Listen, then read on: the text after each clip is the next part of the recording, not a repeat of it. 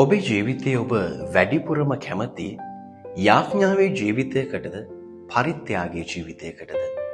ස්වාමින් වහන්සේ මතක් කරනවා අපි මේ ජීවත් වෙමින් අපි ගත කරමින් ඉන්න දින කිහිපය පුරාවටම අපි ප්‍රීති සන්තෝෂ වෙමින් අපි නිරන්තරයෙන් මේ නත්තලේ ප්‍රීතිය බෙදා හදා ගන්න වටපිටාවක් තුර ජීවත් වෙනවා.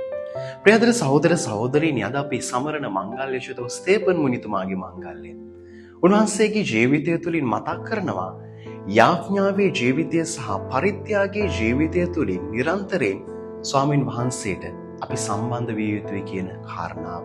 එනිසා ඔබේ මගේ ජීවිතය තුළදී අපි මේ ගත කරමින් ඉන්න මේ දින කිහිපය තුළදී අපි කල්පනා කරමු, යාඥා කරමු නිරන්තරයෙන් අපි සූදානම්ද ඒ පරිත්‍යාගයේ ජීවිතයකට, යාඥාවේ ජීවිතයට අපි සූදානම්ද? එනිසා යාඥා කරමු ස්වාමින් වහන්සේට පරිත්‍යාගයේ ජීවිතයක් නිරන්තරයෙන්ම අත්දකින්න අපිට වරප්‍රසාදය දෙන්නට කියලා.